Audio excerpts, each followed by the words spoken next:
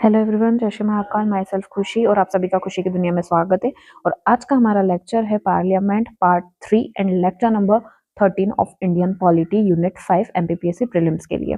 तो देखिए, इससे पहले अपने 2 लेक्चर्स हो चुके थे जिसमें हमने पार्लियामेंट के बारे में पढ़ लिया था। तो मैंने आपको बहुत कुछ पार्लियामेंट के बारे में ऑलरेडी बता दिया है कि पार्लियामेंट क्या होता है। हमने उसका इंट्रोडक्शन देख लिया था, देन हमने उसके जितने भी आईएमपी आर्टिकल्स थे वो देख लिए थे, chairman, deputy chairman, speaker, deputy speaker, ये सब कुछ हमारा, उनके पावर एंड फंक्शंस, ये सब हमारा कवर हो गया था। अब हम थे आर्टिकल नंबर 107 पे और आज हम स्टार्ट करने वाले हैं। तो देखिए, आर्टिकल नंबर 107 हमारे इंडियन कॉन्स्टिट्यूशन में क्या है, तो ये है introduction and passing of bills. इसका मतलब क्या है कि हमारी लोकसभा या फिर राज्यसभा में अगर कोई भी बिल को इंट्रोड्यूस करना होगा, देखिए पार्लियामेंट का काम क्या होता है, पार्लियामेंट हमारे एक्ट्स बनाती है, ठीक है, एक्ट्स बनाती है, लॉ बनाती है। तो वो जो एक्ट है ना, वो एक्ट कैसे बनता है, वो सब कुछ, ये सब कुछ हम पढ़ने वाले हैं, ठीक है। बिल क्या होता है, बिल को पास कैसे करते हैं, बिल को इंट्रोड्यूस कैसे करते हैं पार्लियामेंट में, ये सब आज हम पढ़ने वाले, कवर करने वाले हैं। तो आर्टिकल नंबर 107 या फिर 107 of Indian constitution includes introduction and passing of bills. Except money bill and financial bill 1, any bill can be introduced in either house. देखो, यहाँ पे पहले तो हम एक चीज ये समझेंगे कि जो बिल होता है ना, बिल इंट्रोड्यूस होता है हमारे पार्लियामेंट में, ठीक है। काइम इंट्रोड्यूस्ड होता है पार्लियामेंट में, और जब ये बिल पार्लियामेंट में इंट्रोड्यूस्ड होने के बाद पास हो जाता है, देन वो एक्ट बनता है। ओके, तो एक्ट कब बनता है, बिल से, ठीक है। पहले जब पार्लियामेंट में कोई भी चीज को हम इंट्रोड्यूस करते हैं कि हाँ हमको इसको आगे जाके और एक्ट बनाना है, तो वो बिल कहलाता है, और जब वो बिल पास हो जाता है देन वो एक्ट कहलाता है, ठीक है। ये चीज ध्यान रखना। अब यहाँ पे टाइप्स ऑफ बिल्स देख लेते हैं। तो टाइप्स ऑफ बिल्स 2 टाइप के होते हैं, ठीक है। First based on introduction and second based on their subject. Based on introduction में 2 टाइप के बिल होते हैं, government bill and non government members bill, ठीक है। गवर्नमेंट बिल क्या होता है, जो कि सिर्फ मिनिस्टर इंट्रोड्यूस करते हैं पार्लियामेंट में, ठीक है। यानी मान लीजिए लोकसभा है और राज्यसभा है, इस पूरी लोकसभा राज्यसभा में अगर कोई बिल ऐसा है जो हमारे मिनिस्टर्स इंट्रोड्यूस करेंगे, तो उसे हम क्या बोलते हैं, गवर्नमेंट बिल। और लोकसभा एंड राज्यसभा में देखो सिर्फ मिनिस्टर्स तो होते नहीं, बहुत सारे अदर मेंबर भी होते हैं। तो अगर अदर मेंबर इंट्रोड्यूस करता है कोई भी बिल को, तो वो क्या होता है, वो हमारा नॉन गवर्नमेंट मेंबर बिल होता है, ठीक है। नॉन गवर्नमेंटल मेंबर्स बिल कहा जाता है, ठीक है। तो जो मिनिस्टर इंट्रोड्यूस करवाता है वो गवर्नमेंट बिल, और जो नॉन मिनिस्टर यानी जो मिनिस्टर नहीं होता है, अगर वो कोई बंदा बिल लाता है हमारी पार्लियामेंट में, तो उसको नॉन गवर्नमेंटल मेंबर्स बिल कहा जाता है। अब बेस्ड ऑन देयर सब्जेक्ट में 3 टाइप के बिल होते हैं। First general bill, second money bill and third financial bill and fourth constitutional amendment bill, ठीक है। 4 टाइप के बिल हो गए, general bill, money bill, financial bill and constitutional amendment bill. तो आज हम इस वीडियो में ये सब करने वाले हैं डिस्कस। देखो यहाँ पे वही लिखा हुआ है, except money bill and financial bill 1, any bill can be introduced in either house. देखो हमें ये तो पता है कि लोकसभा एंड राज्यसभा कोई भी हाउस में बिल इंट्रोड्यूस कर सकते हैं, ठीक है। यानी ऐसा जरूरी नहीं है कि लोकसभा में ही एक्ट बन सकता है या राज्यसभा में ही एक्ट बन सकता है, नहीं, लोकसभा भी एक्ट बना सकती है और राज्यसभा भी। देखो दोनों, जब वो एक्ट बनेगा ना, तब तो दोनों सदनों से पास होगा वो बिल। बट जब बिल इंट्रोडक्शन की बात आती है ना, तो हाँ, राज्यसभा भी इनिशिएट कर सकती है बिल को, लोकसभा मेंबर भी इनिशिएट कर सकता है। लेकिन कुछ बिल ऐसे होते हैं, जैसे कि मैंने आपको इतने सारे टाइप बताया बिल के, अब इसमें भी ना जो मनी बिल है और फाइनेंशियल बिल 2 टाइप के होते हैं, ठीक है। तो मनी बिल और फाइनेंशियल बिल 2 टाइप के होते हैं, टाइप 1 एंड टाइप 2। तो money bill and financial bill type 1 जो है ना, ये सिर्फ और सिर्फ लोकसभा में इंट्रोड्यूस होगा, ठीक है। इसके अलावा ये जितने भी बिल हैं ये दोनों हाउस में इंट्रोड्यूस हो सकते हैं, ओके, ये चीज ध्यान रखना। तो एक्सेप्ट वही चीज है कि accept money bill, financial bill ये लोकसभा में होंगे, बाकी जितने बिल है वो कोई भी हाउस में इंट्रोड्यूस हो सकते हैं। सेकंड पे लिखा है except money bill, no bill to be passed unless both houses agree.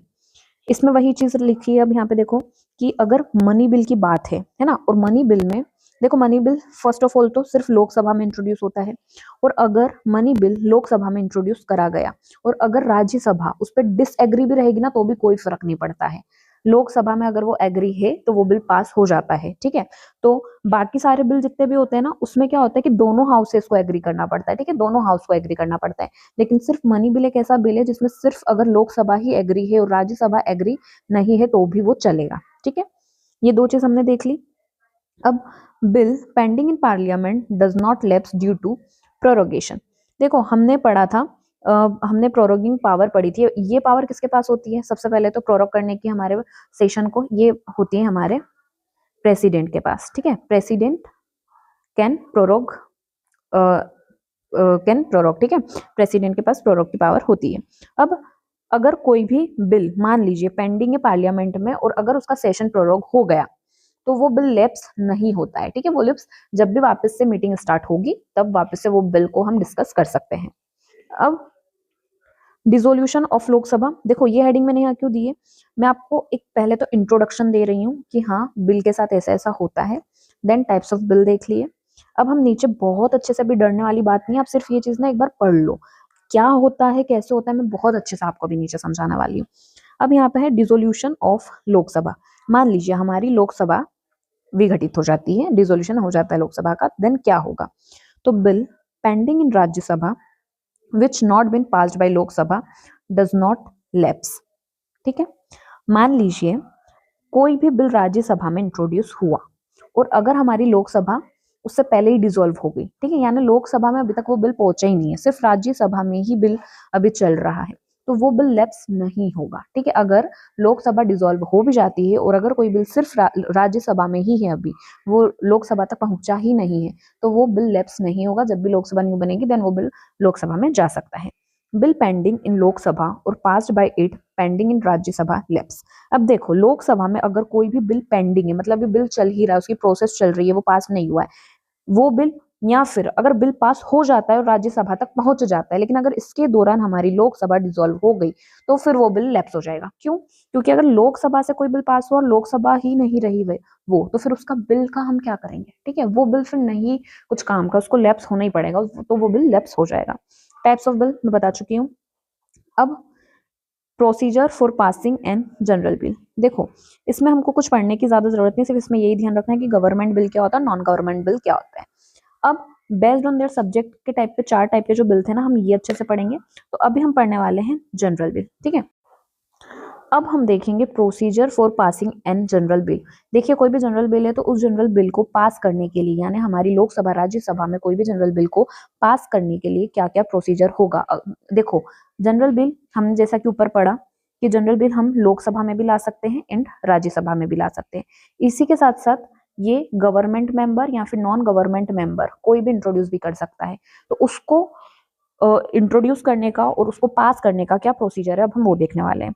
तो can be introduced in either house of parliament, general bill parliament के कोई भी सदन में इंट्रोड्यूस करा जा सकता है, यानी लोकसभा में भी और राज्यसभा में भी। Can be introduced by government and non government member, जैसा कि मैंने अभी आपको बताया कि जनरल बिल को गवर्नमेंट मेंबर या फिर नॉन गवर्नमेंट मेंबर दोनों ही इंट्रोड्यूस कर सकते हैं। अब बिल पास होने की फॉलोइंग स्टेजेस, यानी अगर कोई भी बिल है, मान लीजिए हमारी जनरल बिल, हमारी असेंबली में कोई भी बिल है, अगर उसको पास करना है तो उसकी क्या क्या स्टेजेस होगी। तो अभी हम ये लेके चलेंगे कि अभी हम लोकसभा में बिल को इंट्रोड्यूस कर रहे हैं, ठीक है, ये एग्जाम्पल लेके चल रहे हैं। हम बिल को कहाँ इंट्रोड्यूस कर रहे हैं? लोकसभा में इंट्रोड्यूस कर रहे हैं, ठीक है। तो लोकसभा में जब हम इंट्रोड्यूस करेंगे तो पहला स्टेज क्या होगा? Prior permission of speaker chairperson is required. देखिए हमें जब भी हम इंट्रोड्यूस करते हैं बिल, तो हमको जो भी हाउस में हम इंट्रोड्यूस करते हैं उसके हेड का प्रायर परमिशन रिक्वायर्ड होता है। अगर लोकसभा में कर रहे हैं तो स्पीकर, राज्यसभा में कर रहे हैं तो चेयरमैन, ठीक है। बट अभी हम एग्जांपल लोकसभा का ले रहे हैं इसलिए यहाँ पे हम स्पीकर देखेंगे। तो prior permission of speaker chairperson is required. Bill is pass in one house through 3 reading. अब जैसे कि हमने लोकसभा में बिल को इंट्रोड्यूस करा, तो उसको इंट्रोड्यूस करेंगे तो सबसे पहले तो हम स्पीकर की परमिशन ले लेंगे कि हाँ ये बिल है, हमको इसे इंट्रोड्यूस करना है। स्पीकर की परमिशन के बाद में फिर 3 रीडिंग्स चलेगी पार्लियामेंट में। उस 3 रीडिंग में जो फर्स्ट रीडिंग होगी उसमें तो हम टाइटल एंड ऑब्जेक्टिव बताएंगे। मान लीजिए मैं एक एमपी हूं और मैंने लोकसभा में एक बिल को इंट्रोड्यूस करा, तो मैंने सबसे पहले तो स्पीकर की परमिशन ले ली कि हाँ मैं इस बिल को इंट्रोड्यूस करना चाहती हूँ, स्पीकर ने परमिशन दे दी। नाउ मैं उसका टाइटल और ऑब्जेक्टिव बताऊंगी कि हाँ मेरे बिल का ये टाइटल है और उसके कुछ इस प्रकार ऑब्जेक्टिव्स है, ठीक है।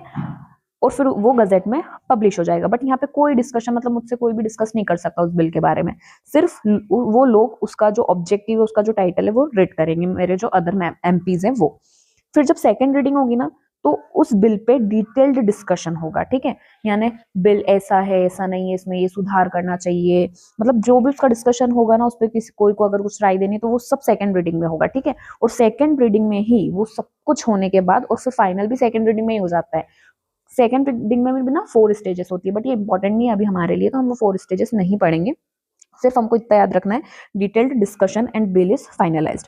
अब थर्ड रीडिंग होती है, तो थर्ड रीडिंग में वोटिंग होती है और बिल का हमको पता चल जाता है कि बिल पास होगा या रिजेक्ट होगा, ठीक है। तो थर्ड जो रीडिंग है उसमें क्या होता है, वोटिंग होती है, ठीक है। तो हमको समझ में आ गया कि पहली स्टेज में हमने क्या पढ़ा था कि परमिशन चाहिए हमको, जो जिस भी हाउस में हम इंट्रोड्यूस करेंगे बिल को, उसके हेड की परमिशन लगेगी। देन सेकंड स्टेज में 3 रीडिंग्स होती है। फर्स्ट रीडिंग में हम टाइटल एंड ऑब्जेक्टिव बताएंगे, सेकंड रीडिंग में डिटेल्ड डिस्कशन होगा एंड थर्ड रीडिंग में वोटिंग होगी। अब इसके बाद में फिर एक स्टेज आती है जिसमें ये होता है कि after passing in one house bill goes through same 3 reading in second house. इसका मतलब क्या हुआ, जैसा कि मैंने आपको बताया, लोकसभा में हमने बिल इंट्रोड्यूस करा है, हमने पहले स्पीकर की प्रायर परमिशन ले ली है, स्पीकर ने हाँ कर दिया, फिर हमने 3 रीडिंग्स के थ्रू फाइनलाइज कर दिया, मतलब 2 रीडिंग के थ्रू हमने फाइनलाइज कर दिया हमारे बिल को। देन जब वोट करने की बारी आएगी, हमने वोटिंग भी कर ली और मान लीजिए बिल पास हो गया, ठीक है। तो अब लोकसभा से तो बिल पास हो गया, तो अब लोकसभा से बिल पास होके कहाँ जाएगा, राज्यसभा के पास जाएगा। सेम ऐसा ही क्या होता है कि अगर राज्यसभा में कोई बिल इंट्रोड्यूस होता है और अगर राज्यसभा पास कर देती है तो बिल लोकसभा के पास जाता है, ठीक है। बट अभी हमारे एग्जाम्पल के मुताबिक हमने लोकसभा से बिल पास करवा दिया और बिल गया है राज्यसभा के पास। तो राज्यसभा में भी एग्जैक्ट 3 रीडिंग्स होती है, ठीक है, तीनों रीडिंग होगी। राज्यसभा में भी पहले बिल का टाइटल ऑब्जेक्टिव बताया जाएगा, देन फिर डिटेल डिस्कशन होगा और बिल फाइनलाइज हो जाएगा कि हाँ ऐसा ऐसा बिल है, और फिर लास्ट में वोटिंग होगी और फिर पास या रिजेक्ट क्या करना है बिल को डिस्कस हो जाएगा, ठीक है, सेकेंड हाउस में। अब जब सब हो गया, मान लीजिए राज्यसभा ने भी उस बिल को पास कर दिया, फिर वो बिल जाता है हमारा प्रेसिडेंट के पास, ठीक है, किसके पास जाता है, प्रेसिडेंट के पास। तो bill is send to president for assent. देखो प्रेसिडेंट के 3 असेंट होते हैं, मैंने ये आपको जब मैंने प्रेसिडेंट पढ़ाया था तब बहुत अच्छे से बता दिया था कि प्रेसिडेंट के पास 3 पावर होती है बिल को लेकर। पहला, वो बिल के लिए हाँ कर सकता है कि हाँ ये बिल पास है, ठीक है। सेकंड, विथहोल्ड असेंट, यानी वो ना तो हाँ करेगा और ना ही ना करेगा, है ना, और वो बिल खुद के पास रख सकता है। Third, return the bill for reconsideration. Third reading में वो क्या कर सकता, मतलब थर्ड रीडिंग क्या, सॉरी, थर्ड चीज वो क्या कर सकता है, ये तीनों उसके पास क्या चॉइसेस है, ठीक है। और एक और चॉइस उसकी क्या है कि वो बिल को रिकंसिडरेशन के लिए वापस दे सकता है कि हाँ ये चेंजेस करिए, ठीक है। और ये जो प्रेसिडेंट की असेंट पावर है ना, ये आर्टिकल नंबर 111 में दी हुई है। ये आर्टिकल हम कैसे याद रख सकते हैं, देखो 3 चॉइस है इसके पास में, तीनों चॉइस बिल को लेकर है, तो 111, ठीक है, 3 चॉइस है, पहली चॉइस, दूसरी चॉइस, तीसरी चॉइस, है ना, ठीक है। तो इस तरह से ये तुम याद रख सकते हो। अब आता है आर्टिकल नंबर 108। 107 में हमने देख लिया बिल बताया गया है, इंट्रोडक्शन ऑफ बिल। 108 में है जॉइंट सीटिंग ऑफ पार्लियामेंट, ठीक है, जॉइंट सीटिंग। अब देखो हम यहाँ पे बिल के साथ में जॉइंट सीटिंग क्यों पढ़ रहे हैं, क्योंकि कोई भी बिल पार्लियामेंट में होता है ना, और जब दोनों मतलब कुछ भी अगर दिक्कत आ जाती है दोनों सदनों में, तब जॉइंट सीटिंग होती है बिल को लेकर, ठीक है, इसीलिए जॉइंट सीटिंग हम बिल के साथ पढ़ते हैं। तो अगर जॉइंट सीटिंग का आपकी एग्जाम में आता है कि हाँ जॉइंट सिटिंग ऑफ पार्लियामेंट कौन सा आर्टिकल में दिया हुआ है, तो आप ये भी आर्टिकल्स याद रख सकते हैं कि हाँ कुछ 105 से लेके 100 मतलब 17-18 के बीच में जो आर्टिकल्स है वो बिल से रिलेटेड है, जॉइंट सिटिंग बिल से रिलेटेड है, तो इनमें से ही कोई आर्टिकल होगा। एक तो चीज आप ये दिमाग लगा सकते हैं आपका, क्योंकि जो बोला जाता है ना प्रेजेंस ऑफ माइंड होना चाहिए हमारे एग्जाम में, तो इसी प्रेजेंस ऑफ माइंड की बात करी जाती है कि अगर हमको जॉइंट सिटिंग नहीं पता, ठीक है, बट हमको आसपास वाली चीजें तो पता, उससे हम पता लगा सकते हैं, ठीक है, आसपास पहुंच सकते हैं आंसर के। अब आता है article number 108, joint sitting of parliament. President can summon a joint meeting under following conditions. देखो सबसे पहले जॉइंट सिटिंग बुलाता कौन है, तो जॉइंट सिटिंग बुलाता है प्रेसिडेंट, ठीक है, president can summon a joint sitting. अब जॉइंट सिटिंग क्यों करते हैं, क्यों करवानी पड़ती है, उसके लिए ये 3 कंडीशंस है, ठीक है, ये 3 कंडीशंस है कि जॉइंट सिटिंग क्यों बुलाई जाएगी। First, second house reject the bill. मान लीजिए हमने लोकसभा से बिल पास कर दिया बट राज्यसभा ने उस बिल को रिजेक्ट कर दिया, लोकसभा से पास था बट राज्यसभा से रिजेक्ट था, तो ज्वाइंट सिटिंग बुला सकता है प्रेसिडेंट। क्यों, क्योंकि क्या विवाद हो रहे हैं आपस में, क्यों बिल पास नहीं हो पा रहा है, क्या वजह है, तो अगर ऐसा कुछ कंडीशन क्रिएट होता है ना ऐसी सिचुएशन, देन ज्वाइंट सिटिंग हो सकती है। Second, both houses disagrees on amendment. अब मान लीजिए लोकसभा ने बिल पास करा, राज्यसभा के पास गया और राज्यसभा ने उसी बिल पे कुछ अमेंडमेंट बता दिए लोकसभा को, ठीक है, कि ये अमेंडमेंट कर दीजिए, बट लोकसभा मान ही नहीं रही है वो अमेंडमेंट करने के लिए। लोकसभा कह रही है कि नहीं, मैं तो अमेंडमेंट नहीं करूंगा, ठीक है। तो अब क्या होगा, जब दोनों के बीच में कोई भी हाउस अमेंडमेंट करने के लिए तैयार है ही नहीं, ठीक है, डिसएग्री है, तब ज्वाइंट सिटिंग बुला सकता है president. Second house take no action for 6 month, या फिर लोकसभा से जैसे ही बिल पास हुआ राज्यसभा में गया तो राज्यसभा ने उस बिल पे 6 मंथ तक कोई बात ही नहीं करी, मतलब 6 मंथ तक कोई एक्शन ही नहीं लिया, ठीक है। और यही चीज पता है वाइस वर्सा है, कैसे कि अगर राज्यसभा से पास हुआ और लोकसभा के पास है, लोकसभा 6 मंथ तक कोई एक्शन नहीं लेता है, देन ज्वाइंट मीटिंग हो सकती है, ठीक है। मैं आपको सिर्फ अभी लोकसभा का एग्जांपल लेके बता रही हूँ, बट ये चीजें ना लोकसभा राज्यसभा दोनों की है, ठीक है। अगर राज्यसभा में बिल इंट्रोड्यूस होता है, पास हो जाता है और लोकसभा के पास में जाता है हमारी, तो राज्यसभा और अगर लोकसभा कुछ अमेंडमेंट देती है, राज्यसभा को बताती है बिल को लेकर, और अगर राज्यसभा डिसएग्री हो जाता है तो भी ज्वाइंट सिटिंग होगी। तो ऐसे आप ध्यान रखना, मैं अभी सिर्फ लोकसभा का बता रही हूँ, बट राज्यसभा में भी होता है, ये ध्यान रखना। अब आता है member of both houses jointly decides the bill bye simple majority. अब देखो यहाँ पे ना एक चीज है, वो ये है कि जब ज्वाइंट सिटिंग होती है ना, तो उसी बिल पे जो दोनों हाउस के मेंबर है ना, वो डिसाइड करते हैं बिल को कि पास होगा या रिजेक्ट होगा, वो भी सिंपल मेजोरिटी पे डिसाइड करते हैं, ठीक है। जॉइंट सिटिंग में सिंपल मेजोरिटी से वोटिंग होती है, ये ध्यान रखना। और सिर्फ लोकसभा की वोटिंग बिल पे और राज्यसभा की वोटिंग की अगर हम बात करें कि ये कैसी वोटिंग करते हैं, तो फिर वो बिल पे डिपेंड करता है कि बिल कैसा है। बट अगर कोई भी बिल ज्वाइंट सिटिंग के अंदर है और फिर उस पर डिस्कशन हो रहा है, तो वहां पे सिंपल मेजोरिटी ही होती है, ठीक है। अब आता है प्रिसाइडिंग बाय स्पीकर, है ना। अब देखो ज्वाइंट सीटिंग में हमेशा, ज्वाइंट सीटिंग में होता तो लोकसभा एंड राज्यसभा दोनों है, बट प्रिसाइड कौन करता है, स्पीकर प्रिसाइड करता है, ठीक है, स्पीकर। बट अगर मान लीजिए ऐसी कंडीशन है कि स्पीकर अब्सेंट है, स्पीकर अनेबल है ज्वाइंट सिटिंग को प्रिसाइड करने के लिए, देन डिप्टी स्पीकर करेगा। कौन करेगा, डिप्टी स्पीकर। और अगर मान लीजिए डिप्टी स्पीकर भी अब्सेंट है, तो फिर कौन करता है, डिप्यूटी चेयरमैन। और अगर मान लीजिए डिप्यूटी चेयरमैन भी नहीं है, तो फिर कोई भी एक मेंबर को प्रेसिडेंट इलेक्ट करता है ज्वाइंट सिटिंग को प्रिसाइड करने के लिए। बट वैसे इतना लंबा चौड़ा जाता नहीं है, बट फिर भी दिया हुआ है। Joint sitting has been held 3 times. ये क्वेश्चन बहुत इंपॉर्टेंट हो जाता है, ये पूछा जा सकता है कि ज्वाइंट सिटिंग अभी तक कितनी बार हुई है। तो ज्वाइंट सिटिंग 3 बार हुई है। First dowry prohibition bill, second banking service commission bill, prevention of terrorism bill third, ठीक है। ये तीनों जरूर मतलब इंपॉर्टेंट है, पूछा जा सकता है कि ज्वाइंट सिटिंग कब हुई थी। या फिर ये भी आ सकता है कि डाउरी प्रोहिबिशन बिल कब इंट्रोड्यूस करा था, तो 6 मई 1961। देखो ये वाला जो चीज है ना, फर्स्ट बिल, ये बहुत इंपॉर्टेंट है, तो इसकी तो डेट आप पक्का याद रखिएगा, ठीक है। इन दोनों की एक बार की डेट भूल भी जाओगे तो चलेगा, बट इसकी याद रखनी है, ठीक है। तो डाउरी प्रोहिबिशन बिल 6 मई 1961 को आया था, जब ज्वाइंट सिटिंग हुई थी, क्योंकि एक हाउस पास कर दिया था बिल, बट सेकंड हाउस में बिल पास नहीं हो पाया था, दैट्स वाई ज्वाइंट सिटिंग कराई गई थी। सेकंड है बैंकिंग सर्विस कमीशन बिल, जो कि 16 मई 1978 में हुआ था। Prevention of terrorism bill 26 March 2002। अब आता है हमारा bill number 110 money bill, this is again important. हमने जनरल बिल क्या होता है पढ़ लिया है, अब हम मनी बिल पढ़ेंगे। मनी बिल क्या होता है, तो bill shall be deemed to be money bill if it contains any following provisions. अब देखो मनी बिल क्यों है, उसकी उसके कुछ प्रोविजंस नीचे बताए गए जो कि हम पढ़ने वाले हैं। तो मनी बिल क्यों है, ठीक है, उसके क्या क्या प्रोविजंस है। तो इम्पोजिशन, एबोलिशन, अल्टरनेशन और रेगुलेशन ऑफ एनी टैक्स। अगर कोई भी टैक्स को हमें इम्पोज करना है, जैसे पार्लियामेंट कुछ भी न्यू टैक्स इम्पोज करना चाहती है, ठीक है, या फिर कोई भी पुराने टैक्स को एबोलिश करना चाहती है, यानी खत्म करना चाहती है, या फिर कोई भी टैक्स अगर हमारा चल रहा है तो उसमें कुछ अल्टरनेशन या रेगुलेशन करना चाहती है, यानी उसी के अंदर कुछ लॉज रेगुलेशन रूल्स को ऐड करना, या फिर उसमें से कुछ लॉज रेगुलेशन को हटा देना, ठीक है। तो अगर ये कुछ भी चीज हमको करनी है, और तो ये मान लीजिए, देखो ऐसा नहीं होता है कि अगर कोई भी पार्लियामेंट है ना, तो ये नहीं होगा कि हाँ उसको हमने ऐसे इंट्रोड्यूस कर दिया, मतलब पार्लियामेंट में कोई भी बिल को इंट्रोड्यूस कर दिया और हो गया, फिर टैक्स भी ऐसे इम्पोज कर दिया, नहीं। टैक्स इम्पोज करने के लिए या फिर टैक्स को एबोलिश करने के लिए या फिर उसको अल्टर करने के लिए भी एक बिल पास होता है हमारी पार्लियामेंट में, ठीक है। तो उस बिल को मनी बिल बोला जाता है, ठीक है। टैक्स से रिलेटेड अगर ये चीजें हमको करवानी है, तो इसके लिए जो बिल पास होगा उसे मनी बिल कहते हैं। देखो सेकंड पॉइंट है हमारा borrowing of money by government of India. यानी अगर गवर्नमेंट ऑफ इंडिया को मनी बोरो करना है कहीं से भी, जैसे कि हम वर्ल्ड बैंक से, आईएमएफ से, इनसे मनी को बोरो कर सकते हैं, तो अगर गवर्नमेंट ऑफ इंडिया को मनी को बोरो करना है तो उसके लिए भी एक बिल को पास करना पड़ेगा पार्लियामेंट से। तो अगर हमको मनी बोरो करने के लिए कोई भी बिल पास करना है तो उसे भी हम मनी बिल बोलेंगे, ठीक है। फिर giving of any guarantee bye government of India, यानी गवर्नमेंट ऑफ इंडिया के द्वारा अगर कोई भी गारंटी हमको देनी हो, ठीक है, तो उसके लिए अगर कोई बिल पास करना है तो उसको भी मनी बिल बोलेंगे।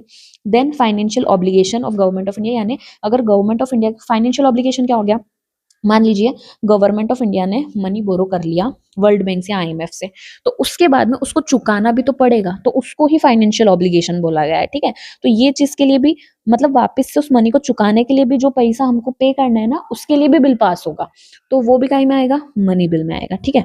तो हमने 3 तरह के अभी मनी बिल पढ़ लिए। फर्स्ट टैक्स के लिए, second borrowing of money and financial obligations, ठीक है, ये हमने सेकंड। एंड थर्ड चीज होती है डिपोजिशन और विथड्रॉल ऑफ मनी, ठीक है, यानी अगर हमको कंसोलिडेटेड फंड ऑफ इंडिया या फिर कंटेंजेंसी फंड ऑफ इंडिया के अंदर पैसा डिपॉजिट करना है या फिर उसमें से पैसा निकालना है, तो उसके लिए भी जो बिल पास करेंगे वो मनी बिल कहलाएगा, ठीक है। समझ आ गया क्या 3 प्रकार हुए हमारे मनी बिल के, कि कौन कौन से 3 टाइप के ऐसे बिल है जिनको हम मनी बिल बोलते हैं। ओके, और मैं आपको पहले भी बता चुकी हूँ कि 2 फंड होते हैं, ठीक है, गवर्नमेंट के पास 2 फंड होते हैं, कंसोलिडेटेड फंड और एक कंटिजेंसी फंड होता है। अब आता है declaring any expenditure as charge on consolidated fund of India. मान लीजिए हमारा कंसोलिडेटेड फंड जो है इंडिया का, उस पे अगर कोई भी एक्सपेंडिचर हमको चार्ज करना है तो उस एक्सपेंडिचर को हमें बताना पड़ेगा कि ये एक्सपेंडिचर ये सीएफआई से निकलेगा, तो उसको जब हम डिक्लेयर करेंगे ना, जब हम उसको बताएंगे तो उसके लिए भी बिल पास करना पड़ेगा, तो उस बिल को भी क्या बोलेंगे, मनी बिल, ठीक है। ये भी तो हमने 4 चीज पढ़ ली, बट ये 3 चीज ना ज्यादा इंपॉर्टेंट हो गई याद करने के लिए, ठीक है। और बहुत अच्छे से ये चीज समझ लेना, और अगर एक बार में समझ नहीं आना तो उसको बार बार समझने का ट्राई करो, याद रखने का ट्राई करो, क्योंकि इंपॉर्टेंट है। Bill shall not be deem to be money bill only because it provides for imposition of fines fees local taxes. अब देखो यहाँ पे हमने क्या पढ़ा, टैक्स है कोई, तो टैक्स का इम्पोजिशन, एबोलिशन, अल्टरनेशन, रेगुलेशन अगर हो रहा है तो उसको हम मनी बिल देखेंगे, ठीक है। तो टैक्स कोई कोई मतलब यहाँ पे यह टैक्स जो है ना उसको मनी बिल तो कहा जाता है, लेकिन फाइन, फीस और लोकल टैक्स मनी बिल में नहीं आएंगे। मतलब कोई जो वाइड लेवल पे टैक्स इम्पोज होता है ना, या फिर जो बड़े टैक्सेस होते हैं वो मनी बिल के अंदर आते हैं। बट अगर कोई लोकल अथॉरिटी टैक्स लगा रही है, फॉर एग्जांपल हमारी म्युनिसिपैलिटी टैक्स लगा रही है, तो वो टैक्स हम मनी बिल में इंक्लूड नहीं करेंगे, ठीक है। या फिर अगर मान लीजिए फॉर एग्जांपल कोई ट्रैफिक फाइन है, ट्रैफिक पुलिस अगर कोई फाइन इम्पोज कर रही है तो उसके लिए भी हमें मनी बिल इंट्रोड्यूस नहीं करना होगा, ठीक है। तो ये है ना फाइन्स, फीस और लोकल टैक्स, ये मनी बिल के अंदर नहीं आते हैं। ये मैंने आपको चीज इसलिए क्लियर करी क्योंकि जो ये फर्स्ट पॉइंट है ना, इसमें बहुत सारे बच्चे कंफ्यूज हो सकते हैं, इसलिए ये चीज याद रखना, ये क्लियर करके चलना। Final decision on whether a bill is money bill और नॉट डिसाइडेड बाय स्पीकर। अब यहाँ पे एक बहुत इंपॉर्टेंट चीज हो जाती है, ये इंपॉर्टेंट है, ध्यान रखना कि कोई भी बिल मनी बिल है या नहीं, कोई भी बिल मनी बिल है या नहीं, वो डिसाइड कौन करता है, स्पीकर डिसाइड करता है, ठीक है। फर्स्ट चीज तो हमने ये पढ़ी थी कि मनी बिल सिर्फ और सिर्फ लोकसभा में इंट्रोड्यूस हो सकता है, राज्यसभा में मनी बिल इंट्रोड्यूस नहीं होगा, सिर्फ लोकसभा में होगा। उसी के साथ में मनी बिल है या नहीं है वो स्पीकर बताता है, ठीक है, कि हाँ ये बिल मनी बिल है या ये बिल नहीं है, ठीक है। फिर when money bill is sent to Rajya Sabha और to president for assent, B it must bear certificate of speaker stating that it is a money bill. अब देखो, अगर कोई भी मनी बिल है, हम उसको राज्यसभा में भेज रहे हैं या फिर प्रेसिडेंट के पास भेज रहे हैं उनके असेंट के लिए, तो उस पे स्पीकर को एक सर्टिफिकेट चिपकाना होगा, लगाना होगा, जिसमें वो ये बताएंगे कि ये मनी बिल है, ठीक है। ये जिम्मेदारी किसकी होती है, स्पीकर की होती है। स्पीकर की 2 जिम्मेदारी है मनी बिल को लेकर, ठीक है। स्पीकर की 2 जिम्मेदारियां हैं, 2 पावर है मनी बिल को लेकर। फर्स्ट क्या है कि मनी बिल है या नहीं वो स्पीकर बताएगा। देन अगर राज्यसभा और प्रेसिडेंट के पास मनी बिल जाता है तो स्पीकर का काम है कि उस पर एक सर्टिफिकेट चिपकाए, ये लिख कर कि हाँ ये मनी बिल है, ठीक है। तो हमारा आर्टिकल नंबर 108 भी हो गया। अब आता है आर्टिकल नंबर 109। तो 109 क्या है, special procedure in respect of money bill. देखो मनी बिल कैसे हुआ ये 110 में बताया, बट उसका जो प्रोसीजर है ना मनी बिल को पास करने का, वो 109 में बताया, ठीक है। तो दो आर्टिकल हमारे पूरे पूरे 108 109 दोनों आर्टिकल में सिर्फ मनी बिल के बारे में बताया गया है। 109 क्या है? Prior approval of president is required. देखो नॉर्मली हम क्या देखते हैं कि हम कोई भी बिल है, बिल को इंट्रोड्यूस करते हैं कोई भी सदन में, उसके बाद फिर हम प्रेसिडेंट के पास असेंट के लिए भेजते हैं, ठीक है। बट मनी बिल के कॉन्सेप्ट में क्या होता है, प्रेसिडेंट की प्रायर अप्रूवल चाहिए, ठीक है। प्रेसिडेंट का इस बार प्रायर अप्रूवल ही चाहिए मनी बिल को लेकर, है ना। पहले प्रेसिडेंट से मतलब पहले प्रेसिडेंट का अप्रूवल लेंगे, देन फिर इंट्रोड्यूस करेंगे लोकसभा में उस बिल को। दो चीज हो गई। अब जब लोकसभा बिल पास कर देती है मनी बिल, तो वो राज्यसभा में बिल जाता है रिकमेंडेशंस के लिए ओनली। देखो हम ऊपर ही ये चीज मैं आपको क्लियर कर चुकी हूँ कि लोकसभा में ही सिर्फ लोकसभा में ही मनी बिल इंट्रोड्यूस होता है, और मनी बिल जब राज्यसभा में जाता है तो राज्यसभा के पास बहुत लिमिटेड पावर होती है। देखो जनरल बिल्स के लिए तो राज्यसभा के पास भी इक्वल पावर है, बट मनी बिल को लेकर लिमिटेड पावर है। इसका मतलब ये हुआ कि राज्यसभा रिकमेंडेशंस देगी कि हाँ ये चेंज करना चाहिए या नहीं करना चाहिए, बट वो बाइंडिंग नहीं है लोकसभा पे कि वो चेंज करे ही, ठीक है। और राज्यसभा ऐसे तो कोई भी बिल को अपने पास में रख सकती है 6 महीने तक, ठीक है। अगर 6 महीने तक वो बिल को रखा और 6 महीने भी उसने बिल नहीं दिया, देन ज्वाइंट सिटिंग होती है, ये अभी हमने ऊपर पढ़ा था, ठीक है। But in a case of money bill, Rajya Sabha को 14 दिन के अंदर अंदर रिटर्न करना पड़ता है बिल, ठीक है। यानी 14 दिन से ज्यादा राज्यसभा मनी बिल को अपने पास नहीं रख सकती है, और ना ही उसकी रिकमेंडेशंस एक्सेप्टेबल यानी बाइंडिंग होती है, ठीक है। तो if Lok Sabha accept recommendations, amendment bill deem to be passed. अब देखो यहाँ क्या होता है, अगर लोकसभा कुछ राज्यसभा की रिकमेंडेशंस को एक्सेप्ट कर ले, क्या मतलब ले दे कि इसमें क्या बताया गया है कि अगर मैं आपको सिंपली ये नहीं पढ़ के और सिंपल बताऊं, तो अगर मान लीजिए लोकसभा में मनी बिल को इंट्रोड्यूस करा गया और मनी बिल लोकसभा से पास होकर राज्यसभा के पास गया, तो राज्यसभा उस बिल को सिर्फ 14 डेज तक अपने पास रख सकती है, और कुछ भी अगर उसको रिकमेंडेशंस देनी हो तो वो रिकमेंडेशंस दे सकती है। अब बिल अगर उसने कुछ रिकमेंडेशंस दी तो बिल वापस से लोकसभा के पास जाएगा। लोकसभा को उन रिकमेंडेशंस को मानना नहीं मानना उसकी अपनी मर्जी है, ठीक है। वो बाइंड नहीं है, नॉट बाइंडिंग, ठीक है। अगर लोकसभा उन रिकमेंडेशंस को मान लेती है, ठीक है, क्या कर लेती है, मान लेती है, तो फिर बिल डायरेक्ट पास हो जाएगा, मतलब वो राज्यसभा के पास वापस से नहीं जाएगा, ठीक है। तो ये चीज इसमें लिखी हुई है, ठीक है। If Lok Sabha not accept recommendation bills deem to be passed in original form and Lok Sabha accept recommendation amend bill deem to be passed, यानी अगर उसने मान ली तो भी वो पास हो जाएगा, और अगर वो नहीं मानता है तो भी वो पास हो जाएगा जैसा वो बिल था। अब प्रेसिडेंट का असेंट के लिए जाएगा बिल। हमने पढ़ा है कि पहले कोई भी हाउस, एक हाउस में बिल इंट्रोड्यूस होता है, देन वो सेकंड हाउस में जाता है, देन वो प्रेसिडेंट के पास आता है। अब मनी बिल में क्या होता है कि पहले प्रेसिडेंट का असेंट अप्रूवल होना चाहिए, ठीक है। बट अप्रूवल तो फर्स्ट में होता है, देन लोकसभा में इंट्रोड्यूस होगा, देन राज्यसभा में वो बिल पास होगा, और फिर वापस से वो प्रेसिडेंट के पास जाता है, ठीक है, असेंट के लिए। और यहाँ पे क्या होता है, प्रेसिडेंट असेंट दे देता है। क्यों? क्योंकि वो ऑलरेडी प्रेसिडेंट से अप्रूव करके ही बिल आया है, तो वो दे देता है। वैसे तो प्रेसिडेंट होल्ड करके रख सकता है बिल को, बट ऐसा होता नहीं है। अब आता है हमारा आर्टिकल नंबर 112, जिसमें हम पढ़ेंगे annual financial statement of union government. यानी यूनियन गवर्नमेंट का एक स्टेटमेंट होता है, क्या, फाइनेंशियल स्टेटमेंट होता है साल का। ये क्या है देखते हैं। President laid annual financial statement of union government every financial year before parliament. It includes expenditure and charge on consolidated fund of India. इसका मतलब क्या हुआ? इसका मतलब होता है कि जो प्रेसिडेंट होता है ना, वो यूनियन गवर्नमेंट का फाइनेंशियल ईयर से पहले पार्लियामेंट के सामने एक रिपोर्ट रखता है, जिसको एनुअल फाइनेंशियल स्टेटमेंट बोला जाता है। उस रिपोर्ट में क्या बताते हैं कि आने वाले फाइनेंशियल ईयर में कितना एक्सपेंडिचर होने वाला है, और कौन कौन सा ऐसा चार्ज है जो कि कंसोलिडेटेड फंड ऑफ इंडिया में से लिया जाएगा, ठीक है। एक और बार मैं आपको अच्छे से समझा देती हूँ।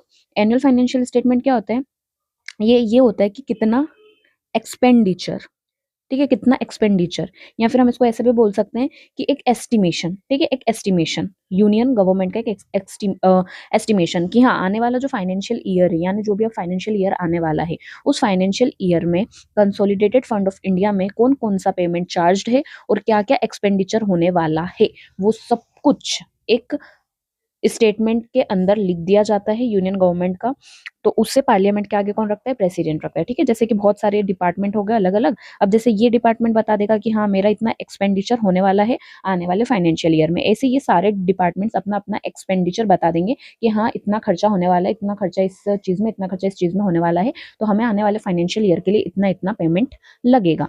तो ये सारे डिपार्टमेंट का एक का हिस्सा है, ये सारे यूनियन गवर्नमेंट का है। तो जब ये सारे डिपार्टमेंट अपना एक्सपेंडिचर बताते हैं आने वाले फाइनेंशियल ईयर का, तो उससे ही एनुअल फाइनेंशियल स्टेटमेंट बोला जाता है। अब आता है article number 113, procedure in parliament with respect to estimates. देखो एस्टिमेट्स क्या होता है, एस्टिमेट वही चीज हुआ कि पहले से बता देना, ठीक है, पहले से अनुमान लगा देना। एस्टिमेट्स का मतलब होता है पहले से अनुमान लगाना कि हाँ, जैसे मान लीजिए एग्रीकल्चर डिपार्टमेंट है, ठीक है, एग्रीकल्चर डिपार्टमेंट है, तो एग्रीकल्चर डिपार्टमेंट ने क्या करा, उसने पहले ही बता दिया कि हाँ 10,000 करोड़ का, ठीक है, 10,000 करोड़ का आने वाले फाइनेंशियल ईयर में खर्चा होने वाला है। ठीक है, तो ये मतलब उसने अपना एस्टिमेट बना दिया, तो वही चीज यहाँ पे लिखी हुई है। Every expenditure of government of India presented to Lok Sabha, no demand for a grant shall be made in Lok Sabha except on recommendations of president.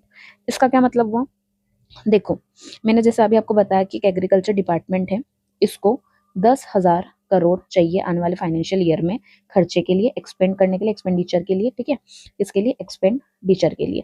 तो ये जिस चीज में पूरा लिखेगा ना कि मुझे 10,000 चाहिए वगैरह वगैरह, तो उसको तो हमने एनुअल फाइनेंशियल स्टेटमेंट लिख दिया, और एनुअल फाइनेंशियल स्टेटमेंट कौन प्रेजेंट करता है, प्रेसिडेंट प्रेजेंट करता है पार्लियामेंट के सामने। ठीक है, अब ये जो 10,000 करोड़ रुपए है, इनको हमें मांग मांग रहे हैं उनसे, ठीक है, पहले तो हमने बता दिया कि इतना है, अब हमको उनसे लेना है, उनसे किससे लेना है, पार्लियामेंट से एक बिल पास करेंगे और फिर हमको इतना पैसा चाहिए हमारे खर्चे के लिए, तो उसे डिमांड फॉर ग्रांट बोला जाता है। ठीक है, क्या बोला जाता है, डिमांड फॉर ग्रांट। तो और कोई भी डिमांड फॉर ग्रांट है ना, वो लोकसभा में तब तक नहीं रखी जाएगी जब तक प्रेसिडेंट रिकमेंड नहीं करे।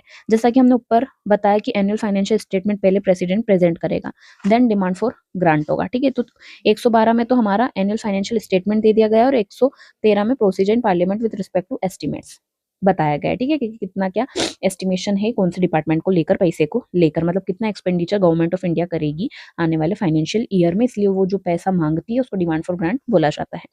अब 114 एप्रोप्रिएशन बिल, देखिए इससे पहले हमने ऑर्डिनरी बिल या फिर हम उसको जनरल बिल बोल सकते हैं, ये पढ़ लिया, देन हमने मनी बिल पढ़ लिया, अब हम पढ़ने वाले एप्रोप्रिएशन बिल। ठीक है, तो to withdraw the expenditure made by government of India and charge expenditure on consolidated fund and appropriation bill must be passed. देखो ये दो आर्टिकल में मैंने जो चीज आपको बताई ना कि उनको डिमांड फॉर ग्रांट करेंगे, जैसे कि उनको इतना पैसा चाहिए, एग्रीकल्चर डिपार्टमेंट को 10,000 करोड़ चाहिए, तो वो 10,000 करोड़ के लिए एक बिल पास करवाना पड़ेगा। ठीक है, तो ये जो डिमांड फॉर ग्रांट होती है ना, मतलब इसके लिए जो पैसा निकालने के लिए बिल पास करा जाता है, वो एप्रोप्रिएशन बिल कहलाता है।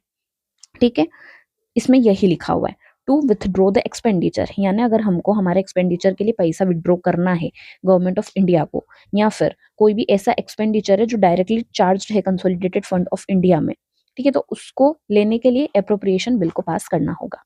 अब यहाँ पे आता है article number 115, supplementary, additional and excess grant. देखो ग्रांट ना 3 टाइप के होते हैं, सप्लीमेंट्री ग्रांट होता है, एडिशनल ग्रांट होता है और एक्सेस ग्रांट होता है। ठीक है, ये 115 में बताया गया है। तो सप्लीमेंट्री ग्रांट्स क्या होते हैं, when estimated funds for service falls short in current financial year, president present supplementary grant in Lok Sabha. देखो एप्रोप्रिएशन बिल में हमने पढ़ लिया कि हाँ डिमांड फॉर ग्रांट एक्सेप्ट कर लिया और हमको पैसे दे दिए गए हैं। ठीक है, हमारा पैसे हमको आ गए, यानी एग्रीकल्चर डिपार्टमेंट के पास में उनके 10,000 करोड़ रुपए आ चुके हैं। ठीक है, क्या आ चुके हैं, 10,000 करोड़ रुपए आ चुके हैं। लेकिन मान लीजिए ये कम पड़ गया उनको, ठीक है, यानी अब फाइनेंशियल ईयर हमारा चालू हो चुका और उस फाइनेंशियल ईयर में ये चीज हमको कम पड़ गई, तो हमको और पैसा चाहिए। मान लीजिए 1,000 करोड़ रुपए हमको और चाहिए, मतलब एग्रीकल्चर डिपार्टमेंट को 1,000 करोड़ और चाहिए, तो इसे कहा जाता है सप्लीमेंट्री ग्रांट। ठीक है, यानी जो उनको ऑलरेडी दिया हुआ पैसा है उस पे उनको अगर और पैसा मिले एक्स्ट्रा, तो उसको सप्लीमेंट्री ग्रांट बोलते हैं। ठीक है, अब आता है additional, in a new service not included during financial year, president present on additional grant in Lok Sabha।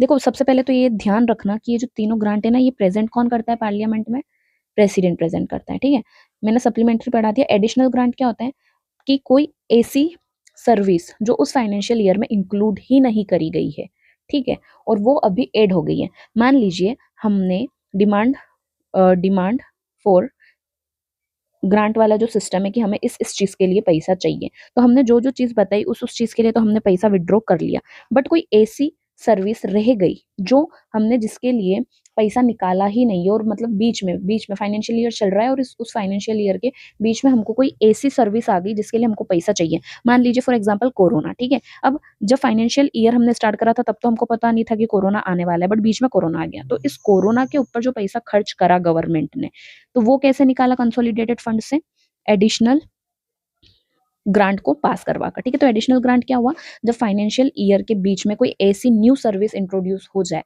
जिसके लिए हमें पैसा निकालना हो, तो एडिशनल। अब excess grant, when expenditure on service exceeds the sanctioned amount, president places demand for an excess grant before Lok Sabha.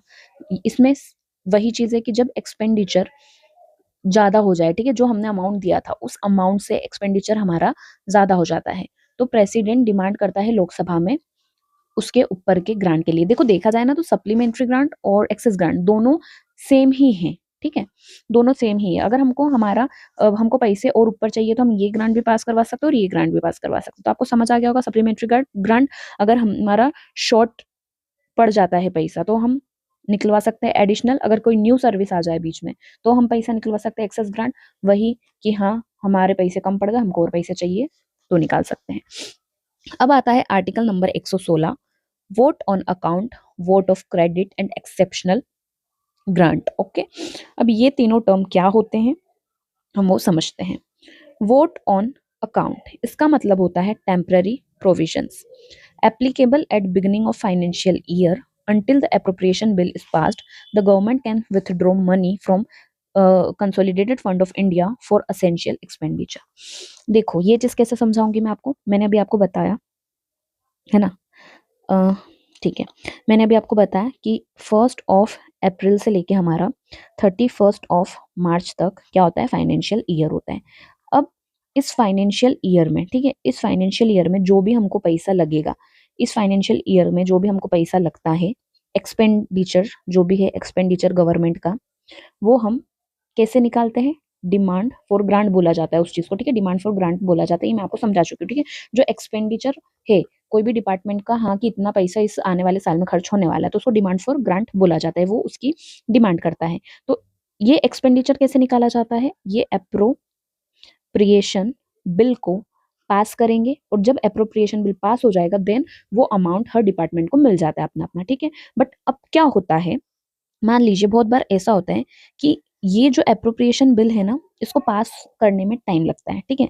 मतलब मान के चलो तो फेब से डिस्कशन स्टार्ट होने लग जाता है कि हाँ इतना इतना पैसा हमको निकालना है, बट बहुत बार क्या होता है, ये अप्रैल से मतलब अप्रैल से मई तक, ये मान के चलिए आप कि हमारा एप्रोप्रिएशन बिल अप्रैल में भी पास नहीं हुआ, मई में भी पास नहीं हुआ, ठीक है, या फिर ये मान के चलो कि मिड मई में पास होता है, ठीक है, मिड मई में पास होता है हमारा एप्रोप्रिएशन बिल, ठीक है।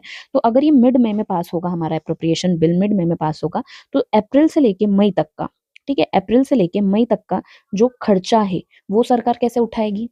आपको चीज समझ पड़ रही है, एप्रोप्रिएशन बिल जरूरी नहीं है कि जैसे ही फाइनेंशियल ईयर हमारा चालू हुआ एप्रोप्रिएशन बिल पास हो जाता है, नहीं, इस प्रोसेस में टाइम लगती है, एप्रोप्रिएशन बिल को पास करवाने में टाइम लगता है। तो बहुत बार ऐसा होता है, एग्जांपल मान के चलो कि मिड मई तक पास होता है, तो जो अप्रैल से मई वाला हमारा जो ये 1.5 से 2 महीने वाला टाइम पीरियड है, इसमें भी गवर्नमेंट को पैसा तो चाहिए खर्च करने के लिए, तो ये जो पैसा है ना, ये वोट ऑन अकाउंट से निकालती है गवर्नमेंट। यही बताया गया है कि applicable at beginning of financial year until the appropriation bill is passed, the government can withdraw money from CFI।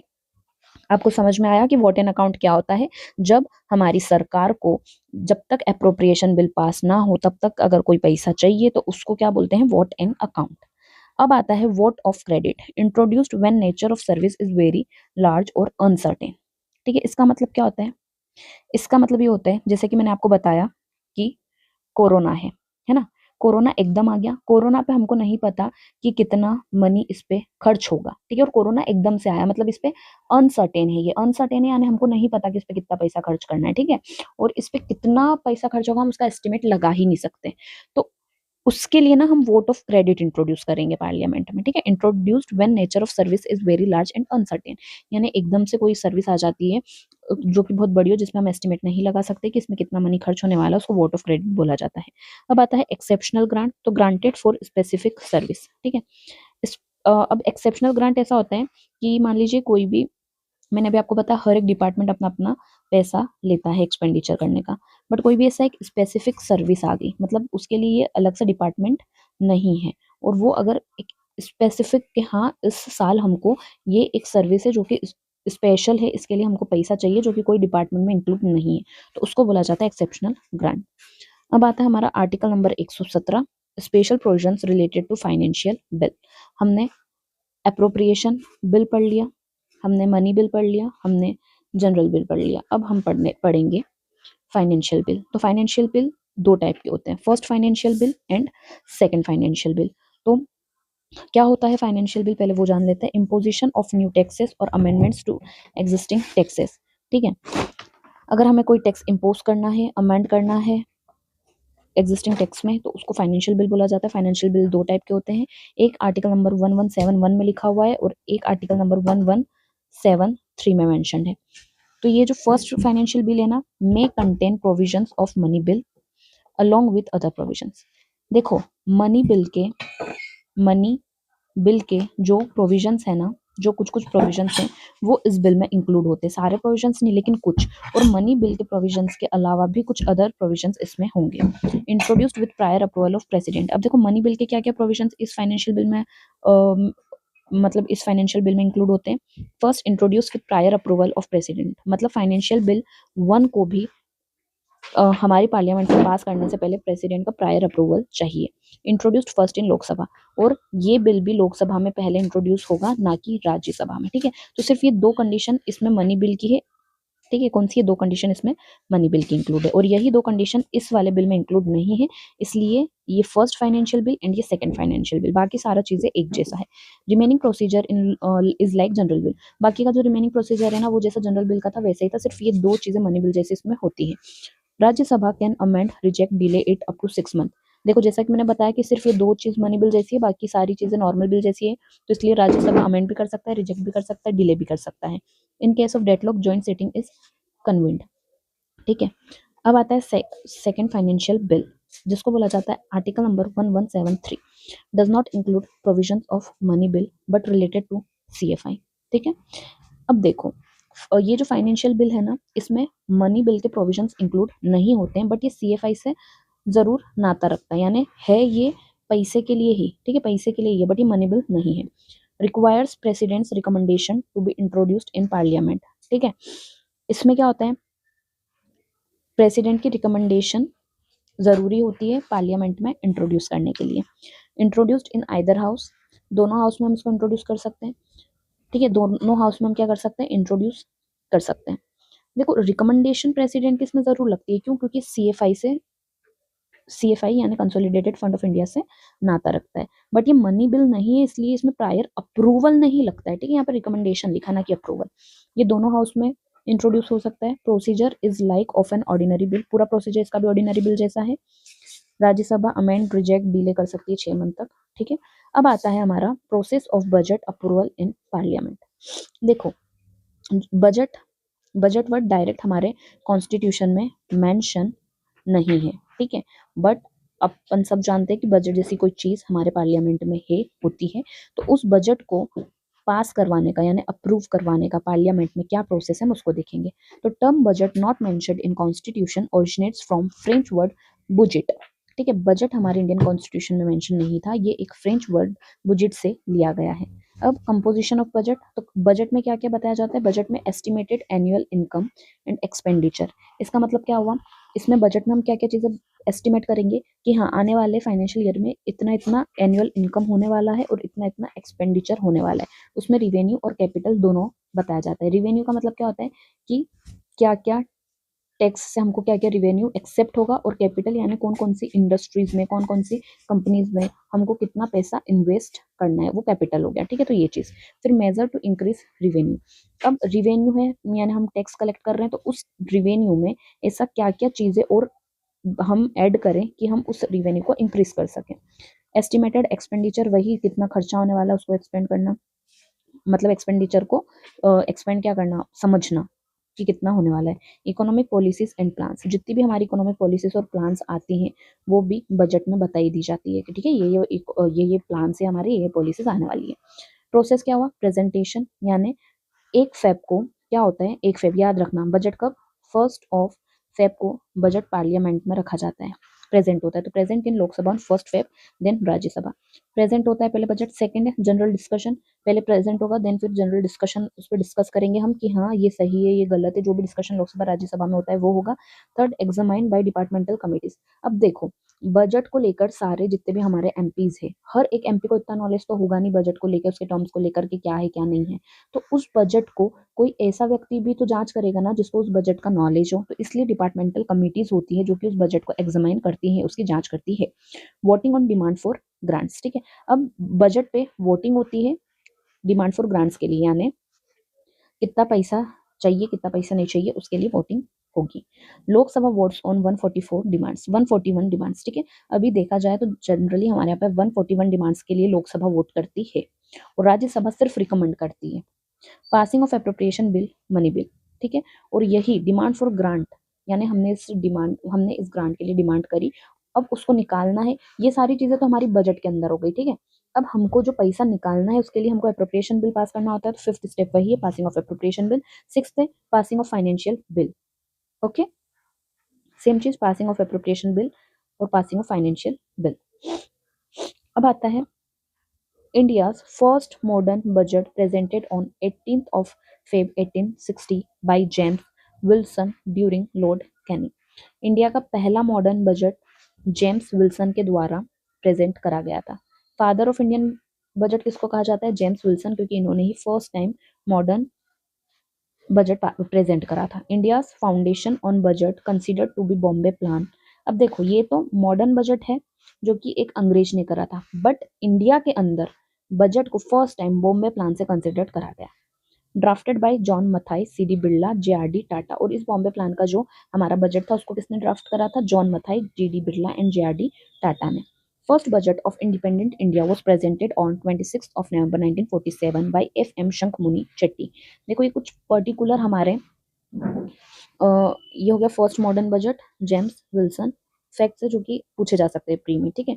फिर father of Indian budget James Wilson में जो इसमें इंपॉर्टेंट है ना वो चीज, first budget of independent India passed by finance minister this and ये date, इतना ये आपको याद रखने हैं फैक्ट्स। अब आता है हमारा article number 118 rules of procedure. क्या है, etch house of parliament can make rules. इसका मतलब क्या हुआ कि पार्लियामेंट अपने खुद के रूल्स बना सकती है, ठीक है। पार्लियामेंट अपने खुद के रूल्स बनाएगी, तो वो रूल्स 118 में दिया गया है। जैसे कि each house parliament can make rules, मतलब राज्यसभा के रूल्स और लोकसभा के रूल्स बना सकती है। फर्स्ट आता है क्वेश्चन आर। क्वेश्चन आर क्या होता है, जब भी हमारी मीटिंग स्टार्ट होती है, एक दिन की फर्स्ट मीटिंग जब स्टार्ट होती है, तो इस मीटिंग का जो फर्स्ट आर होता है उसको क्वेश्चन आर कहा जाता है, जो कि 11 से 12 बजे तक चलता है। Started question, star symbol, oral answer, supplementary question. Start questions क्या होते हैं, जिसपे स्टार का सिंबल बना हो, यानी अगर कोई भी ऐसे क्वेश्चंस हैं, ठीक है, उस पर अगर स्टार का साइन बना है तो ये कौन सा क्वेश्चन हुआ, हमारा स्टार्टेड क्वेश्चन हुआ, ठीक है। और ऐसे क्वेश्चंस पे ओरल आंसर दिए जाते हैं और सप्लीमेंट्री क्वेश्चन पूछे जा सकते हैं, यानी एक बार अगर आंसर दे दिया तो उस आंसर के बाद उस पर क्रॉस क्वेश्चन भी पूछे जा सकते हैं। ऑन स्टार्ट क्वेश्चन में रिटर्न आंसर देना पड़ता है, यानी जिस क्वेश्चन पे स्टार नहीं लगे हुए वो, और इसमें कोई भी सप्लीमेंट्री क्वेश्चन नहीं पूछे जाएंगे। Short notice question, urgent matters of importance, oral reply must be given with in 10 days.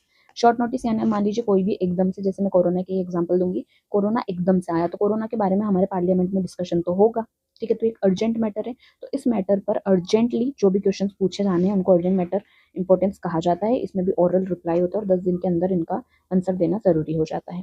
Half an hour discussion when clarification is needed on replied question, discussion is held during last half hour। देखो ये जो half an hour discussion होता है ना, ये last half hour में होता है, 5 से 5:30 के बीच में।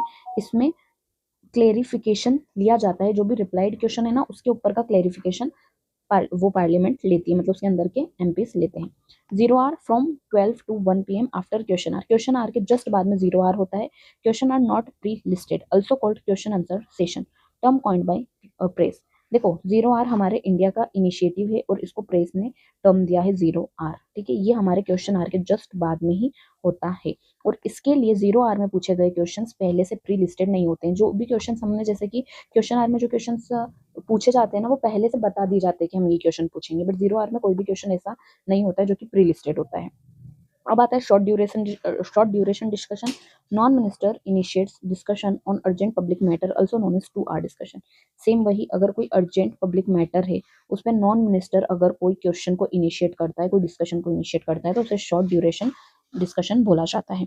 तो इसी के साथ अपना ये लेक्चर खत्म होता है। अब हम आने वाले लेक्चर में पार्लियामेंट्री कमिटीज पढ़ेंगे, देन हमारा ये पार्लियामेंट ऑफ इंडिया खत्म हो जाएगा। उसके बाद में हम पढ़ने वाले हैं, देखो मैं बताती हूँ, उसके बाद हम पढ़ने वाले हैं इंडियन जुडिशरी। तो इसके बाद एक और पार्लियामेंट पे पार्ट आएगा जिसमें हम पार्लियामेंट्री कमिटीज को खत्म कर देंगे, देन हम इंडियन जुडिशरी स्टार्ट कर देंगे। अगर आपको मेरा लेक्चर अच्छा लगा हो तो प्लीज़ इसे लाइक करें, शेयर करें इस वीडियो को, और ज़्यादा से ज़्यादा मेरे चैनल को सब्सक्राइब करें। Thank you.